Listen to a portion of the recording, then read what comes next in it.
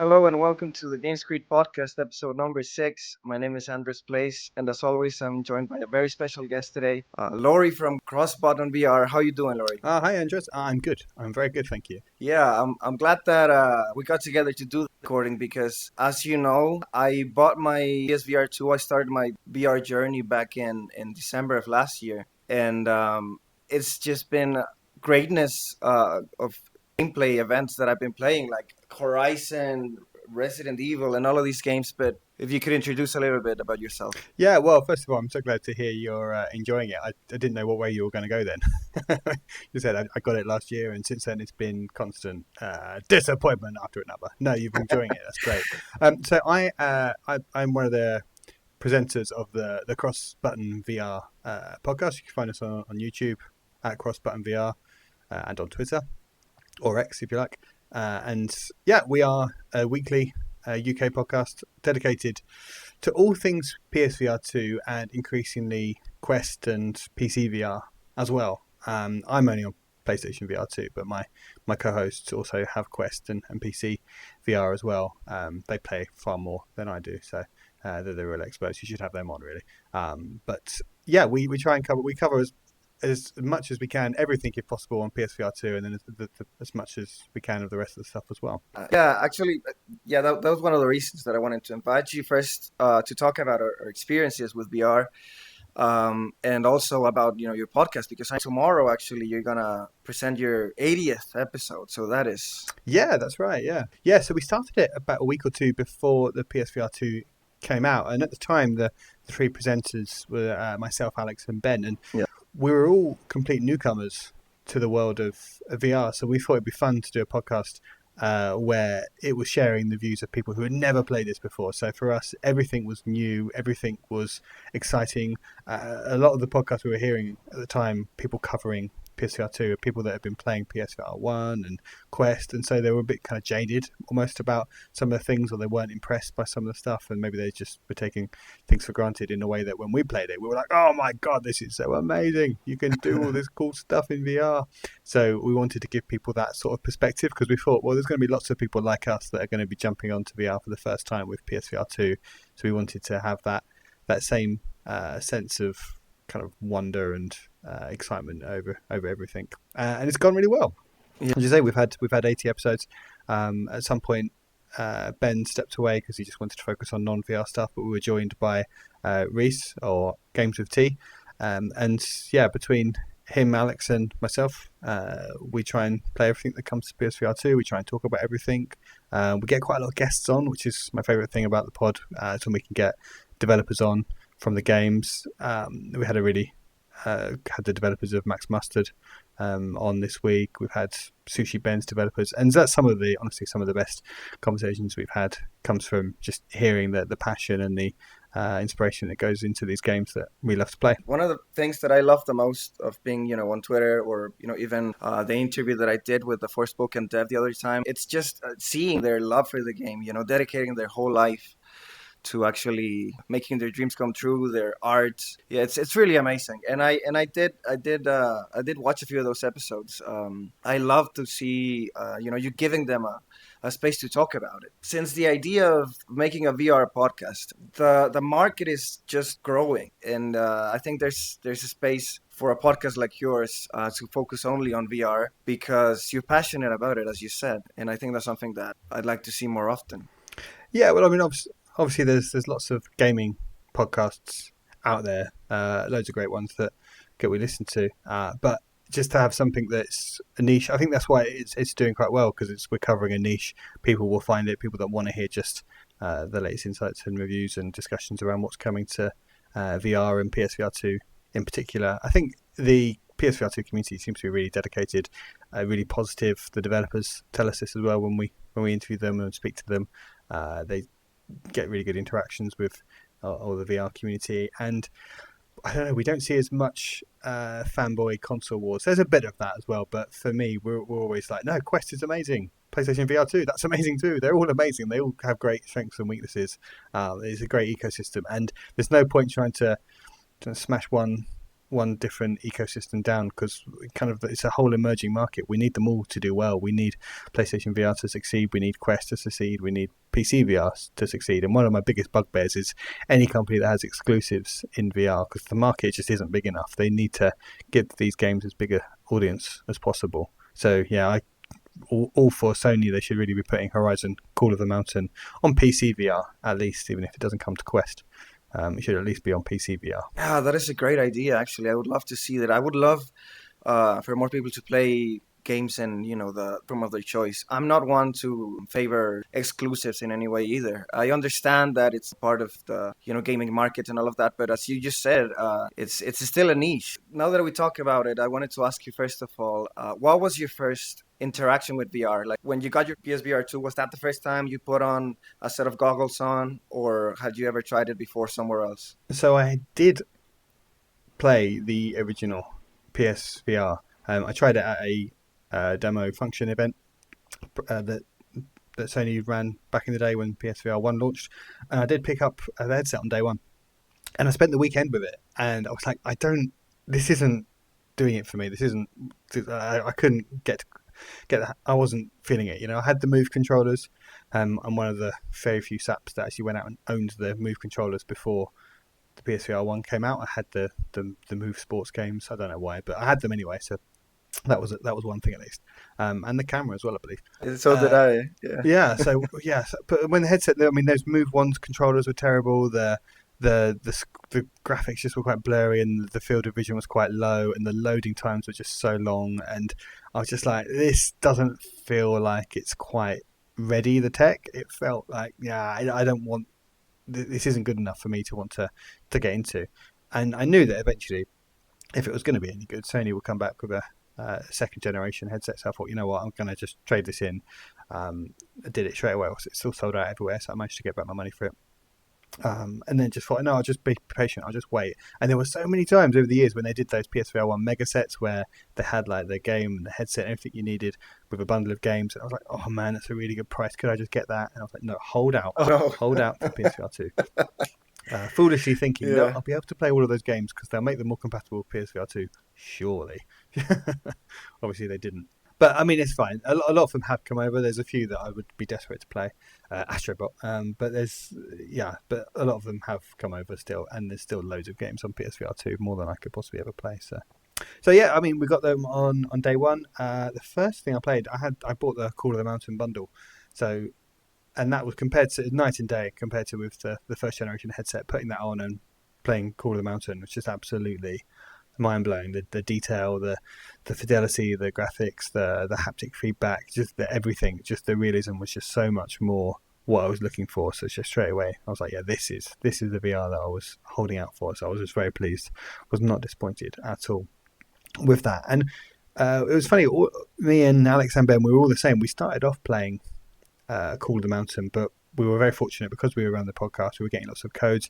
The developers were very keen for us to try out their games and talk about the games and review the games. So we thought, well, we bought Call of the Mountains ourselves, so we've got no rush to get to that. So we'll try and cover off some of the other games that we've got that we've agreed to cover on the podcast. So we were playing all the launch lineup. We were trying to play as much of it as possible, and there were so many games on day one. I think it launched with about 40 odd games. So it actually took me about a year to get around to playing Call of the Mountain. And when I did, I was like, wow, this is so good. But yeah, it was things like Cosmonius High on day one. I was playing, I think Synth Riders, Clockwinder. There were so many cool games there on day one. Yeah, I actually I love rhythm games, man. Rock Band, was part of my life for a very long time. I still have it actually, but it's been dying for a while now, at least on flat screen game. But then I try Beat Saber. Naturally, I had seen videos of it, of people playing, and then Synth Riders, and it re-energized my love for rhythm games. Like right now, I was playing Beat Saber last night. I recorded some gameplay video, like Daft Punk on Beat Saber and Gorillaz on Synth Riders. I'm loving it, man. I'm loving like the amount of games and a lot of creative experiences are getting like a sort of second life on PSVR 2 or on VR, headsets. I think that's something that's really amazing to see. And as you said, Max Muster, that you got to interview the developers, for example, is coming out next month. I think that's something really great, exploring platforming games on VR. Fundamentally, what VR does is really put you in the game, unlike any other experience can do that, right? Like on PSVR 2 as well.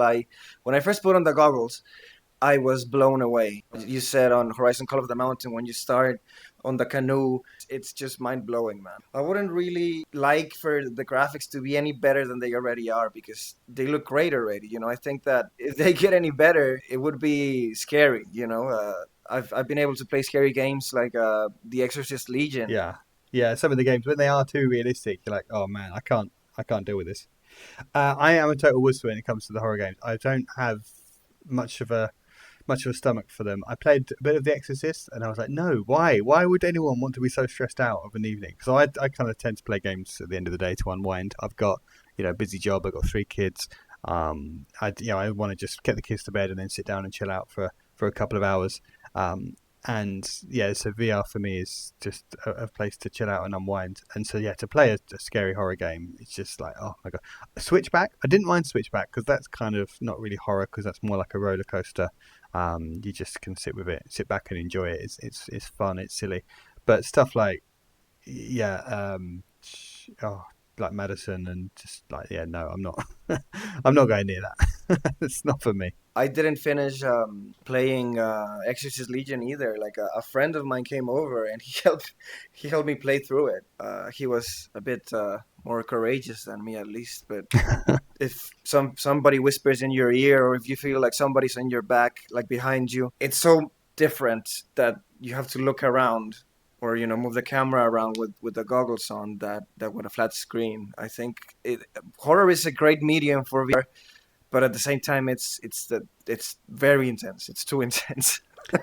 Yeah, and it's fantastic, and it is the immersion is right because when you're playing a horror game on the flat TV, there's that disconnect. You're detached from it. You're controlling an avatar that's moving around the space, and even if it's a first person game, it's still the screen in front of you that you're playing it on. Whereas when you're in VR, you're in the room with whatever it is that's trying to get you, and you can hear it. The sound, the Pulse 3D headsets that Sony makes are so good that when there's someone behind you sneaking up on you can hear things. And the developers, they know what they're doing, man. They're so good at freaking you out and having sounds darting all around the place and making you hear things. And just there's no hiding from it, unless you just literally close your eyes like a complete wuss, which is probably what I do. It's not like when you're playing a game and you can just look away from the screen, or you can you're looking down at your phone or whatever. You can get distracted. When you're in VR, there are no distractions. It commands 100% of your attention, and that's what makes it such a powerful medium to experience these games and these stories. It's not just how immersive it is, it's the fact that it commands your full attention. You can't look away, you're not distracted by anything, you're not playing the game whilst also looking at your phone or listening to music or someone else is in the room trying to talk to you. When you're in VR, you have to commit 100% of your attention to it because everything else is shut off. And that's, some people don't like that, and I totally respect that. And VR is just not going to be for them. But if you're just willing to surrender yourself into it, and go completely into that thing, then the developer has got you. Whatever they want to do to scare you or make you laugh or to entertain you, they've got all of your attention. So they need to make sure they're not going to disappoint you with that. Yeah, that is, oh my God, man, that's beautifully said. And that's something that I had been thinking of as well ever since I got it. Because the thing is, for a while now, I used to play a lot of JRPGs, turn-based games, and even now action games. But when the story beats came along, if a story didn't grab me, I would just, grab my phone and just let it automatically roll, not really pay attention to it. And that's a luxury, I would say that VR doesn't give you. You have to be 100% there, and that is something that I really started to appreciate. To give yourself to a game completely without even able to check your phone, even if you want to. Like, you're in the game for whatever, a half hour or a full hour. That's the best way to go at it. Recently finished a full run of Synapse. I've been developing my VR legs, as they say, and I've been able to play for longer sessions, and I felt so proud of myself and so excited and so happy because I don't know if you play Synapse by Endreams, because everything, man. Just like you felt like you were there. I even recorded some gameplay of it. Like, and even that doesn't make it justice. You have to like fully put on the controllers and the headset on yourself to be like, oh, this is what they're talking about. Yeah, I mean that game is incredible. The telekinesis in that game is one of those moments where you're just completely floored by it, and you don't get it that much in normal video games or VR or but just those moments where you take a step back and where video games. I grew up playing the NES and even before that, and every few years you'd get a generational leap that would just totally blew you away. You would do things that you could never have done before, or you just see things that you couldn't imagine the generation before that, whether that was the PS1 and then to 3D graphics and then to amazing special effects and stuff. And then recent years, it's harder and harder to find experiences that offer that because just the everything's matured and it's just so harder to push things forward. And then you play a game like Synapse or Synapse, no one ever knows how it's pronounced. You play a game like that, and then you can do the telekinesis, just tracking with your eyes and just holding you out the palm of your hand, and you feel like some sort of Darth Vader Sith power that you can just hold out your hand and look at the objects you want to pull, and you just squeeze your hand around like you're some sort of Sith Lord, and you can pick up these crates or pick up the enemies. And when you first manage to pick up an enemy and throw them off a cliff, and they just scream in the most satisfying way, and you just do a kind of giddy little laugh of like, oh yes, I have the power now. And it's just, I've never experienced anything like it in video games. I can't remember the last time you just felt like everything else just fell away, and you were there on that cliffside, and you just launched someone. And you just have that power in your hands, and you just forget that you're holding the controllers. You forget that you're in this VR. You're just there, and you have the power, and you can. It's that ultimate power fantasy trip, and it's unlike anything else, and it's such a hard thing to explain. And I think you just were alluding to it. You can't. Videos don't do it justice. You have some like if you see footage of someone playing games in VR, and the developers tell us this as well whenever they come on, it's really hard to market these games because on the trailers, whenever they put state of play with these VR games, they always look terrible, and people that aren't into VR are just like, oh god, get this trash off. But I'm watching it thinking, this does look bad, but I know that in that headset that's going to look so much different, and it's going to feel so much different. It's not so much about how it looks, it's how it feels. It's the whole being there and experiencing that place and that feeling of presence that you have in VR, and it's just utterly transforms it. And Synapse is, I think, probably the best example of that for me. Absolutely, yeah. I was thinking about like, Behemoth that is coming, and going back to Horizon Call of the Mountain. When you climb Tall Neck, that giraffe. Oh my god, man, yeah. Yes, that moment. And it's even raining. For a moment, your mind, if you're that into the game, you can even feel like the rain hitting you. Like, I think the mind, you can sometimes trick it to think that like you are actually there.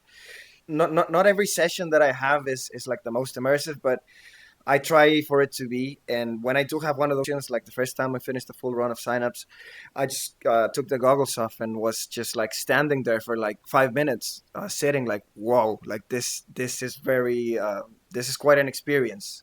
Maybe that's why there's no long games for VR, because it shouldn't be. Your attention, your physical activity can only last for like 1, 2, 3 hours. Like, yeah, it definitely works better in smaller sessions for sure. Yeah, the smaller session games definitely work better, and I think when you have games that are too long, you kind of get it's putting different demands on your body, different demands on you're committing 100% of your attention to it, and that's fantastic. But it does mean that you don't want to play it for 4-hour sessions over the space of several days. It benefits from much more tighter experiences and much more succinct storytelling. But I think the possibilities that it gives you are worth the compromise there, I think. Yeah. Especially, I think, if you're quite time poor for video games like I am anyway. I'm trying to play Final Fantasy Rebirth at the moment, and I've been playing for hours and hours, so many hours I've already played it, and I'm like, I don't think I'm anywhere near probably like a third of the way through this game. It's going to take me easily the rest of the year, probably the rest of next year to finish it. Whereas I like the VR games. If you're quite time poor, you can start a game like Moss, which is one of the most beautiful, incredible platformers. It's kind of like Mario and Zelda mixed into one. It's so magical and fairy tale, and the whole experience takes about 3 hours long, and that's just such a perfect. I don't I don't like this chasing of video games that get longer and longer and longer, dozens and dozens of hours, because I don't have the time for them. Whereas in VR, the games generally are cheaper. There's often good sales on. You can pick up these games. They can take 3-4 hours. You get a really tight, powerful, emotional experience, and then you can move on, and that's fantastic. And these VR developers, there's so many of them, and they're new, and they're all finding new ways to do things, because the rules that in normal video game development we are used to, you can pick up a controller, you know how any game is going to control now, and if it's been badly made, if the controls don't feel right, you can tell, because there is a certain way we expect stuff. But in VR, it's a lot of the rules haven't been written. How menus should be, whether they should be physical objects in the game that you write on or look at, or whether it should just be a pop-up. All these things, developers are working out what works and what doesn't work. And games will do things like Synapse the first time with the telekinesis, and then other games will pick that up and evolve on that and iterate that. And there's so much innovation and fun ideas and things that you haven't seen before. And that, for me, is someone that's been playing video games all my life, finding experiences that offer something new that I've never done before, that are surprising me. That's why I love indie games normally, in a non-VR space, because those indie games, that's where all the ideas come from. That's where all of the cool new things existing, because just AAA development is just so expensive now. It's too hard for big developers like Ubisoft and people to take the risk with games. So you get games which are competent and technically amazing, but they're not taking big risks. Even Sony themselves aren't really taking quite as many risks as they used to. So, but in the VR space, everything is a risk. Any game you make is a risk, and it allows them that freedom to be a lot more creative and try new things. And you get just absolutely mad projects like Sushi Ben, which is one of my favourite games on the headset, which I really recommend. That is just one of the most just fun, happy making experiences. That's got so many different gameplay ideas that it throws at you and stuff. Because doing things in VR, just the gameplay is just, everything is interesting and new, and it's just anything you might want to do in VR, it's just you're doing it because you're not just pressing buttons on a controller, you are physically interacting with things to make stuff happen, and it's always interesting and fun, and it's much more engaging, I think, than just sitting there and sort of pressing buttons on a controller. Yeah, I think it does feel like a really like a new frontier, because I myself haven't really played any like many VR games in general. Red Matter 1 and 2, Toy Trains. Oh my God, I love that game so much, man. It's so funny because this little toy train city building kind of game. It just hooked me, and it's just therapeutic, man. Just put on your goggles, you play as a train maker for like an hour, and then you go on your merry way, like feeling all relaxed and happy. Or you could even play Resident Evil 4 and feel like a badass with Leon. Of course, there's many more things to do with the medium, of course, but I do think that the experiences that are available nowadays are a great proof of concept. I still think there's a lot of room to grow, as you've said too. A lot of innovation yet to be done, but in general, I think that people that don't suffer motion sickness, I would definitely urge them to try it out, because I honestly do not know, man, why I why I bought one last December. I guess I just wanted something for Christmas, and that was available. But then when I finally put on the goggles, and then extending my gameplay sessions, I was floored by it. I did think every session that I had was special, and it still is, and it still will be. And that is why I wanted to talk about it. Before we move on to Crossbutton, what is your favorite game or favorite games on PSVR 2? Oh man, how long have you got? I think you mentioned Red Matter 1 and 2, both incredibly special games. I'm absolutely blown away by those. Seventh Guest, really powerful experience. Another Fisherman's Tale. Moss 1 and 2, Call of the Mountain, Synapse. There's just so many. Also, Walkabout Mini Golf. I don't really like multiplayer games, but me and the guys play Walkabout Mini Golf quite a lot online together, and it's just the most fun playing that as a multiplayer game, where you can actually be hanging out with your friends in a physical space. You can see them moving around, you can see them, and you can chat to them, you can laugh with them. So Walkabout Mini Golf is a real favourite. But if I had to pick one, oh god. I mean, we picked Synapse as the game of the year last year. That was our favourite from the first year for sure. But I don't know. You asked me on different days, I could give you different answers. There's been so many good games. It's kind of hard to remember them all, really. I'm playing Moss 2 at the moment, and I've got to say I'm really enjoying that. But oh god, I could be really boring and say Call of the Mountain just because of the whole how polished and impressive that was, and I'm a big Horizon geek as well. But I don't want to do a disservice to all the smaller games that I've played as well. That I would recommend so many of them, but it's hard to pick a favourite because it's kind of just depends on what mood I'm in and stuff. Maybe, yeah, if I don't want to be so obvious and just say Call of the Mountain, maybe I'd say Sushi Ben. I mean, it's fantastic. And before I continue, yes, of course, I love Horizon as well, man. I love Horizon 1 and 2. I even got a shirt of Horizon Forbidden West. I love that series, and I did love Call of the Mountain. But there's this one game that I got to review. I loved from this Japanese team called Ruins Magus, I think is the name of the game. It's not that full fledged, but the ideas that are there are beautiful. It's you're a mage. It's sort of like a dungeon crawler. There's 25 missions. There's boss fights. There's a story. And while it might not be a full-on AAA experience with polished graphics, you can see what they were trying to do, and it's quite charming. It has this anime aesthetic and tropes and the like, and you get to appreciate those kind of experiences because they're quite fun and it's different, as we've been saying, experiencing it on VR than on a flat screen. And as you've been saying, I gotta try Sushi Ben, man. I think there's gonna be my next one. I really gotta try that one. Yeah, if you like mad Japanese anime, it's totally bonkers. It's very Japanese. It's very funny, but it's full of really fun gameplay ideas. Yeah, love it. But it's not. Some people look at it and think this isn't as as graphically advanced as you want, but that's the thing with these games. They don't have VR is a niche. They don't have huge audiences. Very few companies have got the money to throw at making these real kind of AAA as you can get in VR sort of experiences, and that's why I really appreciate. Even though I don't have a Quest headset myself, I think Meta are doing a really good job of funding these bigger games like Batman, Arkham Shadow that's coming out in a few weeks' time. It's because Sony have done a bit. They've got BT7. I think they probably funded Resident Evil to come across. They've got Call of the Mountain, but there's not that much more that we know about. Although we'll see if they reveal some stuff in the next few weeks. If there is a showcase to go with the PS5 Pro, let's see.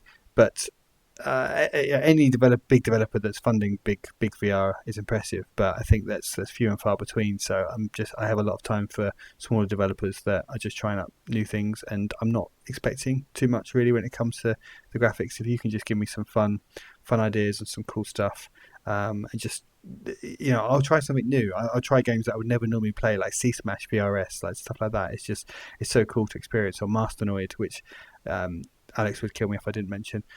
Just the games like that are just so almost like arcadey. And we had on the podcast, one of our early episodes, we had Jorg Tittel, who's the developer of C Smash, on, and his view was that the VR is really occupying a space like the old arcades used to back in the 90s, and we used to go to the arcades and like the Trocadero and stuff, and you'd play dancing games. Well, that's turned into Synth Riders. You play light gun shooting games, which has turned into things like Zombieland and Resident Evil. You play sports games, which are now Walkabout. Or you play driving games, which are now Grok 337. So like all these games that you used to play in the arcades, they all translate really well to VR. And so it's a great, if you want to go back to a time when games are a bit more focused on sort of simplicity and fun, and that for me is what VR can do. So it's not about just chasing the most realistic graphics. It's just finding stuff that's just fun to do and cool, and yeah, I love it. Yeah, definitely the most fun. The most fun always. I've been quite happy as well that at least on Quest and I think also on Steam, right, on PC VR, there's some games that release, in early access and Blade and Sorcery, that do have their eyes set on PSVR 2. Having played Quest 3, it's portable and that's pretty great, but here you got the power of the system, not only the goggles. So I think that really helps a lot in stabilizing a good experience. Yeah, people want to get fanboy over them and argue which is the best and stuff. And really, they both have their strengths and weaknesses. They both look like great headsets. I really want to get a Quest because there's quite a few games now that are exclusives on it that I want to play. But I'm just waiting for a good offer, or just when I've got a bit more spare time, because I've got a bit of a backlog of PSVR games, so it seems silly to go out and spend £500 on another headset. Just I'm not going to have time to play. But it looks. I really want one. It looks like a great headset, because you've got, on the one hand, you've got PSVR 2, which gives you more power. The developers tell us it's great to be able to just turn up all the settings and to not have to worry about what that's doing on the load on the graphics and stuff. You don't have to worry about batteries. You've got the haptics, which feel great, and you've got the grunt of the PS5, and then you've got those franchises on there like Horizon and GT7, and you have to hope that Sony are going to be developing some more first-party PlayStation Studios games. I know they're quiet at the moment. We don't know what they're making, but then you could say the same for the PS5 in general. We don't know what most of their studios are really working on at the moment, or we can assume, but they haven't revealed it. So we can hope that they're making something at least. Whereas on the Quest side, you've got the portability of it, which is amazing. You've got all the non-gaming apps, which are amazing. You can watch video content on there, and there's kind of a browser and lots of other sports and things that you can use it for as well. You've got that. The mixed reality stuff, the mixed reality stuff and stuff like C Smash. Like, I struggle playing that because I'm playing it in my front room and I've got furniture around me and I've got the cable, so it's just like I can't really let go. But if I had that on the Quest and I could play it in my other room where I've got a bit more space to jump and reach for shots and stuff, which you have that freedom, that being untethered is definitely an advantage. But then on the same time, you are on a mobile headset, so you've got a limit in the power and you've got the battery that will wear out after a few hours. So there's no perfect device yet. They've both got their strengths and weaknesses, and I think they've both got important key roles to play. I really hope they both do well, because we want there to be a Quest 4 and a PSVR 3 one day, and these experiences will keep developing and keep maturing, and I would hate it if the market just kind of fizzled out and never took off and people didn't get to experience this, because there are just so many people still that have never tried it and just don't know what they're missing out on. And I think there's just so much stuff that people would love if they ever get the chance to try it. I feel the exact same way, man. I feel that now that I've jumped on VR as a medium, first of all, the community has been really heartwarming, really, really helpful, kind, everybody. That's how I met, CrossbuttonVR, and a lot of people out there that are really enthusiastic about the whole thing. Every time I share any kind of content on VR, it's amazing. To see the support and people being infectious about it, being happy about it, because they know what you're talking about and kind of want to bring more people into the medium. So I think that's amazing. And also what you just said about it feeling like an arcade, because every time I put it on, I think that, like, well, what I want to play today. Lately I've been on a roll with rhythm games like Synth Riders and Beat Saber, but next time I will might wanna. There's this game called Garden of the Sea. I don't know if you've heard about it. It's kind of like an Animal Crossing type thing. And it's so different than playing Harvest Moon. I mean, there's those games that are quite traditional genres that just are transformed, and playing them in VR, it just makes it feel completely different. Like Little Cities VR is another one that it's basically SimCity, but doing that in VR, it just feels so much more fun. Like you're playing with a little playset of toys. It's kind of a bit similar to when you used to have the 3DS and you see things in 3D, and it made them feel a little bit more tangible and real, like they were really there, that you were playing with this little toy set. And in VR, that is very much even more so the case. Yeah, man, absolutely. It's been a joy to have this conversation, because it's been a long time coming. I have had the system for 9 months now, and I'm on your Discord. I've listened to quite a few of your podcasts as well, of CrossbuttonVR. You're doing an excellent job, and I am really proud of you guys and happy to meet you, because it's more of what we need of, to spread the good word, I guess. Yeah, well, Andres, you're welcome anytime to come on CrossbuttonVR and tell our audience about what it is that you've been playing and enjoying about the headset, because it's always been great getting people on because we've been playing for a couple of years now. When we do get other people on that are quite new, just like, well, what did you like? It's just great hearing and sharing sharing that enthusiasm that people have for it, because I don't know, there's a lot of people are quite cynical and jaded about video games now. People just like to find fault with stuff, and I think you find everyone in the world of VR is just generally Generally, there's some exceptions, but generally people are really positive and excited to see these things. And like you say, they want to share them. They want other people to see them. It's like, oh my god, you've got to try out. I mean, I could keep listing games all night. The Last Clockwinder, that's another one. Oh, another Fisherman's Tale. That is the one actually that would be really high on my list. Another Fisherman's Tale, which just blew me away, made me cry.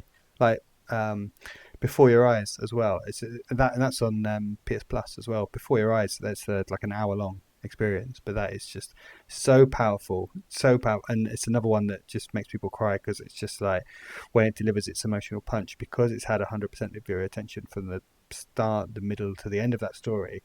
When it delivers its emotional gut punch, God man, it really does hit you hard, and you do the kind of the blinkers fall away and you're like, oh my god, I just like now I realise what's happening here, and the revelation hits. It's just like nothing else. So yeah, sorry, I got carried away there. No, that's absolutely fantastic, man. Yes, I did play Before Your Eyes recently. It was a Saturday afternoon, and yeah, I think I went out that evening, but like I wasn't as like upbeat or happy. I was just like kind of sad, because it hit me so bad. Traumatized by it. I was like, oh man. Yeah, I mean, for good and bad, right? There's games like Sushi Ben that make you laugh like nothing else, and then there's games like that make you cry like nothing else. Or there's games like Resident Evil or Madison that terrify you like nothing else. And like Call of the Yeah. Mountain, there's scenes in that where you're just looking out at this vast like mountain range of waterfalls and stuff, and it does all like in that sense of scale and adventure like nothing else. And it just seems like with VR everything just gets turned up, whatever emotion the developer is trying to play to. Everything is just turned up to 11, and it's just fantastic. It is. Man, as you said, I think we could keep on talking for hours, but for now, I think just remind people, the Crossbot on social media, the times that you upload each week or month. Yeah, so we are every Tuesday at 6 a.m. UK time. Every episode goes out every week. The guys, we do occasionally do other episodes as well. They do bonus episodes if it's something quest dedicated, and we just started putting out snaps as well, which are just short reviews, discussions just around single games as well. So we started doing those as well in addition to the main weekly podcast. You can find us on YouTube at CrossbuttonVR.